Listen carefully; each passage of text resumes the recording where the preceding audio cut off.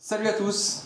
Alors, dans cette nouvelle vidéo, je vais vous présenter 5 jeux qui sont plutôt destinés aux enfants. Dans ces 5 jeux, il y en a 4 qui sont coopératifs, c'est-à-dire soit on gagne tous ensemble, soit on perd tous ensemble. Donc dans cette sélection, il y a Nom d'un renard, qui est un jeu de déduction et un jeu d'enquête. On a SOS Dino, pareil, un jeu coopératif. La Maison des Souris, qui est sorti en octobre de cette année. Zombie Kids, qui est aussi un jeu coopératif. Et enfin, Farmini, qui est un petit jeu compétitif qui se joue à partir de 5 ans. On commence tout de suite avec La Maison des Souris.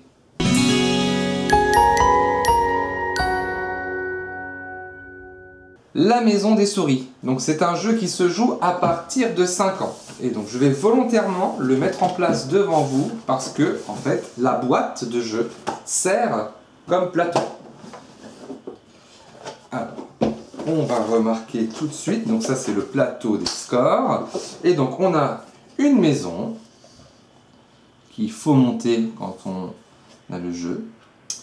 Et cette maison va se poser directement sur le plateau de jeu. Voilà, donc je sors tout le matériel qui est utile.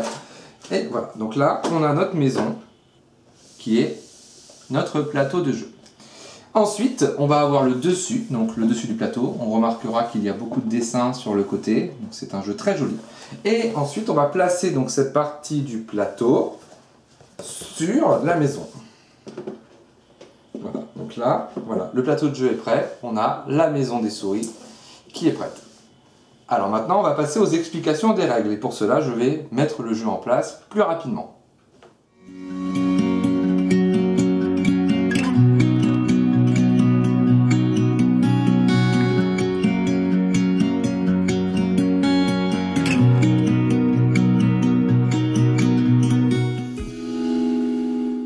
Alors, la Maison des Souris. En quoi ça consiste? C'est un jeu en fait où les souris nous ont piqué des choses de la maison et les ont emmenées dans leur propre maison. Alors pour commencer, on va fermer la maison et on va placer des objets dans la maison par le trou qui est au sommet de la maison.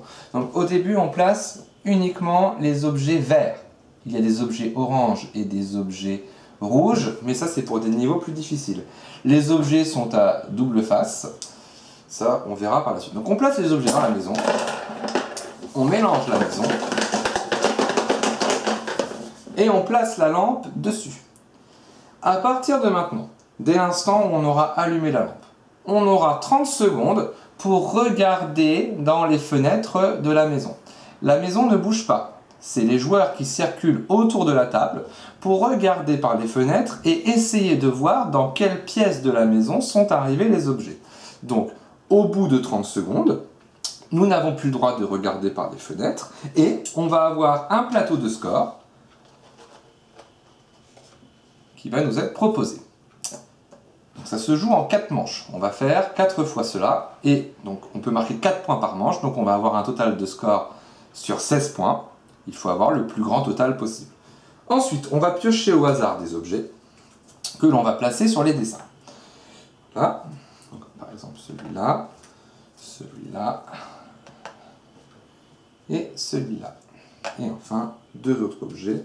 Donc par exemple celui-là, celui-là. Donc les objets sont placés au hasard. Maintenant, il faut répondre aux questions.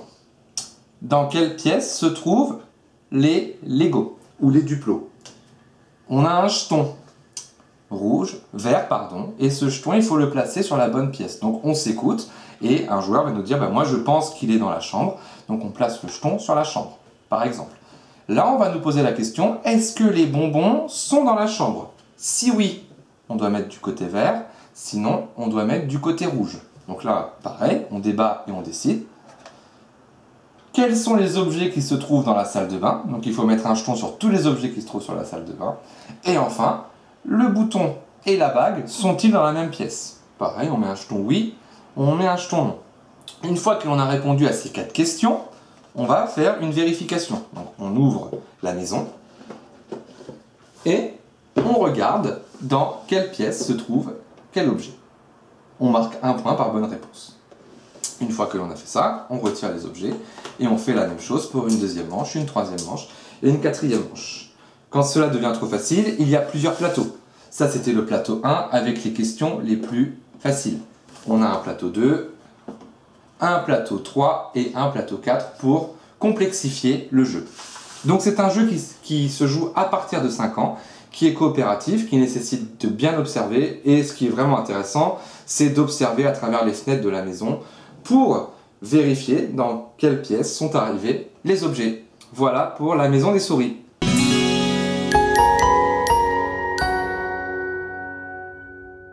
On poursuit cette vidéo avec SOS Dino.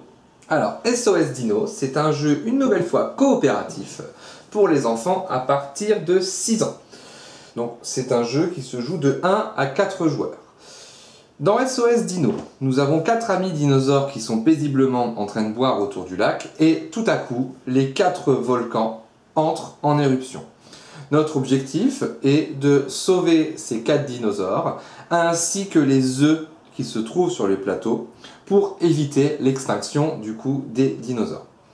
Un œuf sauvé rapporte 1 point, un dinosaure sauvé rapporte 2 points, donc le score maximal est de 14 points. En fin de partie, on regarde combien de dinosaures et combien d'œufs on a sauvés et on compte nos points. Pour sauver les dinosaures et les œufs, il faut réussir à les emmener sur une des 4 montagnes. Alors chaque montagne ne correspond pas forcément à un dinosaure précis. Ils peuvent aller sur n'importe laquelle des 4 montagnes. Comment sauver les œufs? Dès qu'un dinosaure passe sur une case avec un œuf, il le sauve et on le met sur une des 4 montagnes.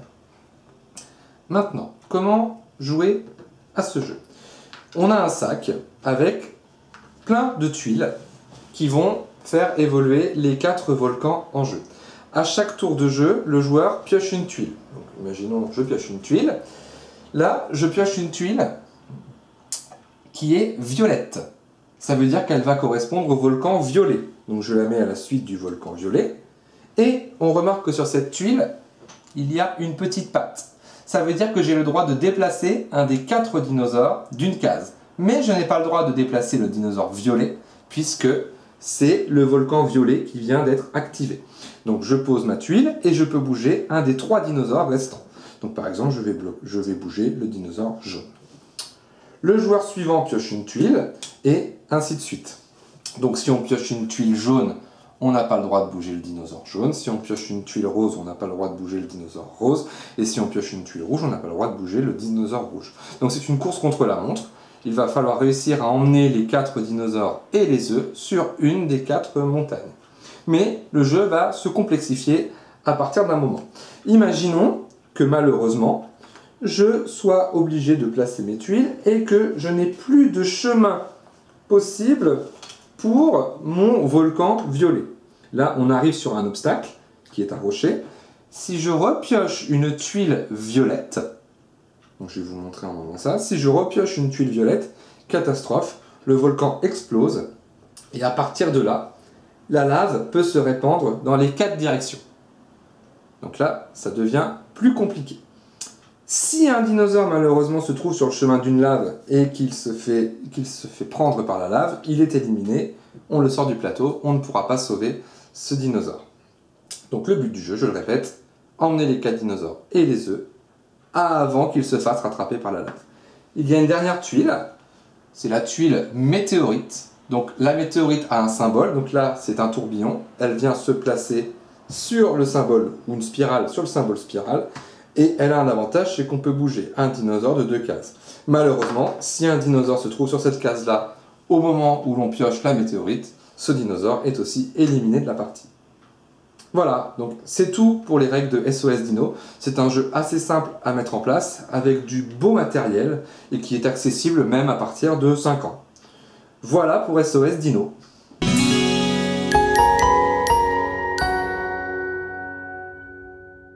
On enchaîne tout de suite avec Farmini. Farmini, c'est un petit jeu qui se joue de 1 à 4 joueurs. Et pourquoi je vous en parle tout de suite? Parce qu'en fait, en ce moment, chez Waka, il y a une offre couplée avec SOS Dino. Si vous prenez SOS Dino et Farmini, ça vous fait les 2 jeux à 30 €. au lieu de 37,90 €. En quelque sorte, Farmini qui est à 9,90 € en ce moment, il est à 2 € si on le couple avec SOS Dino. Alors, le principe de Farmini est très simple. Donc c'est un jeu qui se joue à partir de 5 ans. Donc on a des animaux de la ferme qui sont à l'intérieur de la boîte. Et chaque joueur va prendre une carte ferme qui va définir sa carte de départ. À partir de là, c'est un jeu où il va falloir choisir une des tuiles disponibles pour agrandir sa ferme. Comment marquer des points? On marque des points par champ de maïs que l'on a dans sa ferme. Il faut que le champ de maïs soit clôturé pour qu'il rapporte un point. Pour chaque maïs dans une ferme, on a un point. Et on a des petits endroits où on va pouvoir placer des animaux. Chaque animal situé dans un clos fermé rapporte également un point. Attention, si vous avez un animal dans le même clos qu'un maïs, l'animal mange le maïs et du coup le maïs ne rapporte plus de points. Donc on a notre ferme au départ et on a nos 4 tuiles qui sont placées. À son tour de jeu, chaque joueur va choisir une tuile. Donc par exemple si je commence, je prends une tuile et je l'ajoute à ma ferme en faisant correspondre les clôtures ensemble. Voilà, donc là j'ai joué, on replace une nouvelle tuile et donc là le joueur suivant peut soit choisir d'agrandir sa ferme ou de faire rentrer un cochon dans sa ferme. Donc quand on fait rentrer un cochon, hop, on le place sur un des emplacements disponibles. Voilà. Il va y avoir une difficulté à un moment donné. Il se peut que le loup vienne faire peur à vos animaux. Si le loup sort, pas de chance, parce que dans ce cas-là, le clos de mon cochon n'est pas fermé, donc le cochon a peur, il s'enfuit, et on le remet dans la boîte.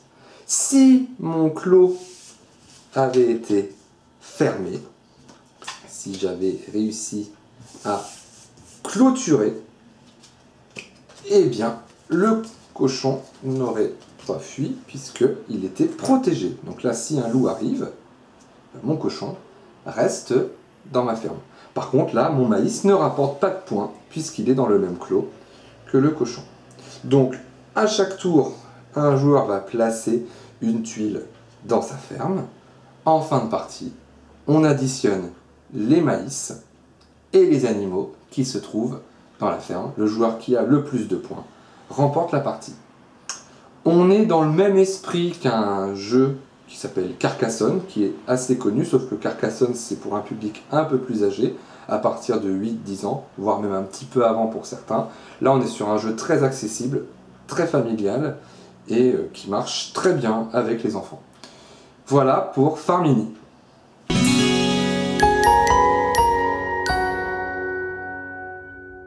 On continue avec Zombie Kids. Zombie Kids c'est un jeu à nouveau coopératif, à partir de 7 ans, qui dure environ 15 minutes et qui se joue de 2 à 4 joueurs.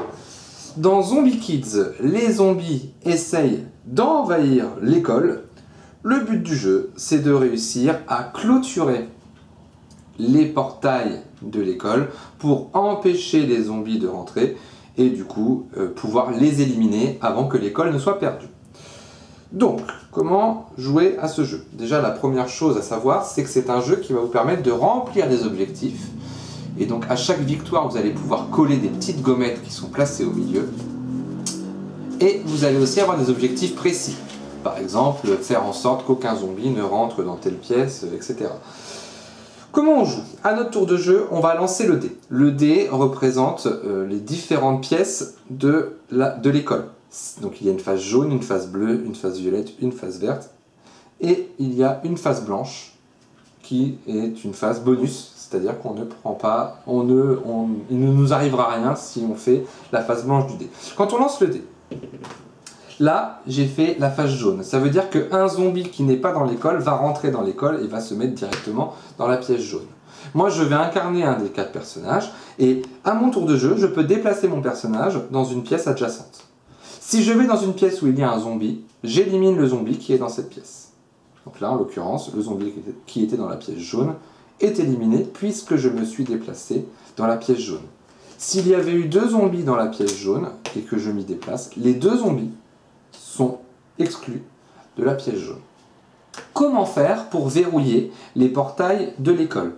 Pour pouvoir verrouiller les portails de l'école, il va falloir que 2 joueurs se retrouvent dans la cour ensemble. Quand ils sont dans la cour ensemble, on peut placer un cadenas sur le portail correspondant. Ensuite, il faudra que 2 autres ou que les mêmes se retrouvent dans une autre cour pour pouvoir mettre un cadenas sur celle-ci, un cadenas sur celle-ci, et enfin un cadenas sur celle-ci. Mais, si 3 zombies se retrouvent dans une même pièce, c'est-à-dire que si on fait 3 fois le dé bleu par exemple et qu'on n'a pas eu le temps d'aller dans la pièce bleue pour pouvoir les éliminer, cette pièce est cloisonnée, clôturée. Nous ne pouvons plus nous rendre dans cette pièce-là. Et si le dé retombe sur la face bleue, et ben les zombies vont s'accumuler dans cette pièce-là.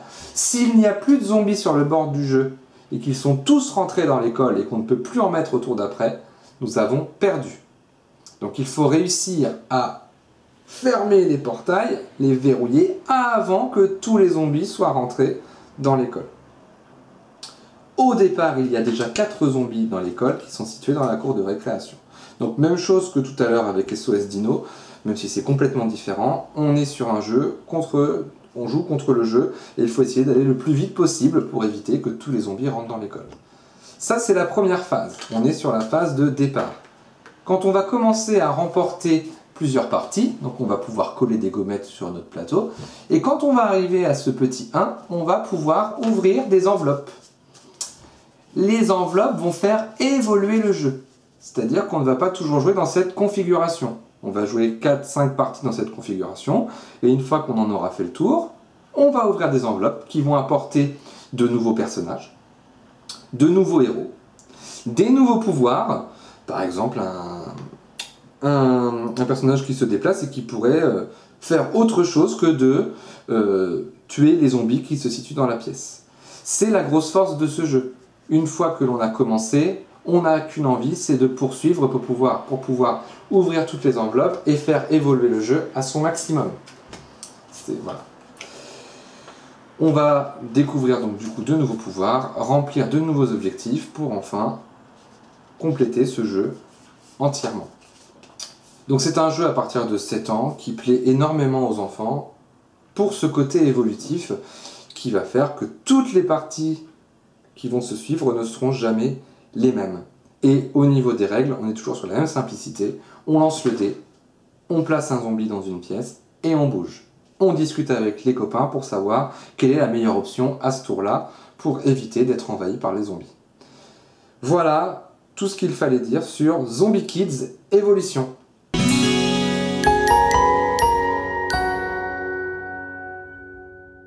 On termine cette vidéo, donc cette première partie des jeux spécialement pour les enfants avec Nom d'un renard.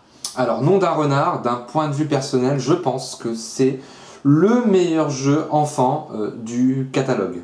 Alors c'est mon avis personnel, mais donc on est sur un jeu coopératif, un jeu d'enquête très complet et qui plaît énormément aux enfants. Quel est le principe de Nom d'un renard ? Dans Nom d'un renard, malheureusement, l'œuf d'or a été dérobé. Et la police, qui est ici au centre du plateau, va mener l'enquête pour retrouver le coupable de cet horrible crime. C'est coopératif. Soit on gagne tous ensemble, soit on perd tous ensemble. Comment ça marche ? Il va falloir retrouver lequel des suspects autour de ce plateau a volé l'œuf d'or. À chaque tour de jeu, on va devoir lancer les dés.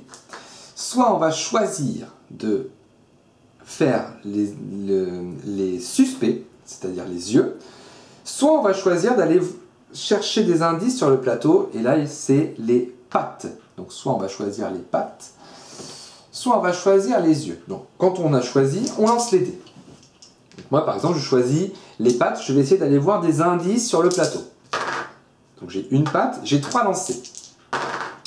2, 3 pattes. J'ai réussi à faire 3 pattes. Donc là, je vais pouvoir bouger une de mes poules de 3 cases. Donc par exemple, 1, 2, 3.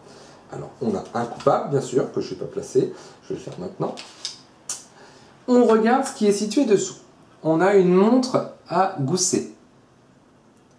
Cette montre, on va la placer dans le détecteur qui est ici. Et ensuite, on va tirer sur la petite molette qui est là. On tire dessus. Si le point est vert, c'est que le coupable possède une montre à gousset. Si le point est blanc, c'est que le coupable n'en possède pas. Donc là, je vais vous dire, dans ce cas-là, le point est vert. Ça veut dire que notre coupable possède une montre à gousset. Alors pour l'instant, on n'a pas de suspect autour de la table. J'ai oublié de vous dire qu'en début de partie, on dévoilait 2 suspects. Donc on a dévoilé Isabelle et Emma. On remarque que Isabelle a une montre à gousset, donc elle fait partie des potentiels coupables, sachant qu'il n'y en a qu'un qui correspondra autour de la table. Emma ne possède pas de montre à gousset, donc on peut la glisser sous le plateau, elle est innocente. Le joueur suivant va faire la même chose, soit il va choisir les pattes pour aller voir un nouvel indice sur le plateau, soit il va choisir les yeux, les suspects, pour dévoiler un suspect autour du plateau. Donc le joueur suivant lance les dés. Par exemple, alors je n'ai pas précisé, il faut préciser avant de lancer si on veut faire des pattes ou si on veut faire les yeux. Je lance les dés. Alors je n'ai pas précisé, donc je vais dire plutôt que je vais chercher un suspect. Donc les yeux. J'ai 2 yeux. J'ai 3 yeux. Donc hop, je peux révéler un suspect. Lina, elle n'a pas de montre à gousset, donc je peux la mettre sous le plateau. Alors vous allez me dire, c'est super facile, puisque une fois qu'on a trouvé, une fois qu'on fait les pattes ou les yeux, on peut révéler et ça va se terminer rapidement. Oui, sauf que si on annonce des yeux et qu'en 3 lancers, on n'a pas réussi à faire que des yeux, eh ben, le renard va avancer de 3 cases. Et si ce renard arrive à fuir le plateau avant que l'on ait retrouvé le coupable, eh bien, nous avons perdu. Donc c'est un jeu aussi où il va falloir avoir un peu de chance, puisque si on annonce des pattes et qu'on n'est pas capable de les faire en 3 lancers, malheureusement, le renard va se diriger au fur et à mesure vers la sortie. Et s'il sort et qu'il s'en va, nous avons perdu. Donc, pour trouver le coupable, il va falloir à la fois retrouver les indices que possède ce coupable, donc si c'est vert ou si c'est blanc. Grâce à ces indices, on va pouvoir éliminer les suspects au fur et à mesure de notre enquête, et normalement, à la fin, il ne doit en rester qu'un. Une fois qu'il n'en reste qu'un, on peut accuser ce suspect, et une fois que l'on a accusé, on vérifie. Donc là, le coupable, c'était Thomas, c'est écrit en dessous. Si on s'est trompé, malheureusement, on a perdu. Si on a trouvé le bon coupable, et que c'était bien Thomas, on a remporté la partie. Voilà, donc Nom d'un renard, c'est un jeu d'enquête à partir de 5 ans, où il va falloir réfléchir, et aussi avoir un petit peu de chance pour savoir si on choisit plutôt d'aller révéler des suspects, ou si on choisit d'aller vérifier des indices dans le poulailler. Voilà pour Nom d'un renard.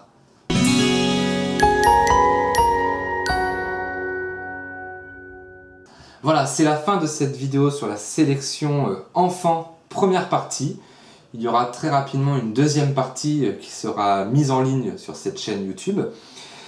Quoi dire de plus? Vous avez également la vidéo sur la sélection confinement pour les jeux qui peuvent se jouer seuls ou à peu de joueurs, qui donc se prêtent très bien à cette période du confinement. N'hésitez pas à me contacter si vous avez besoin d'informations sur un jeu, donc toujours à mon adresse mail alexwakawaka50@gmail.com. Vous avez l'adresse de ma boutique en ligne en description de cette vidéo. Et voilà, donc n'hésitez pas, si vous avez des questions, j'y répondrai avec plaisir. Je vous dis à bientôt, salut!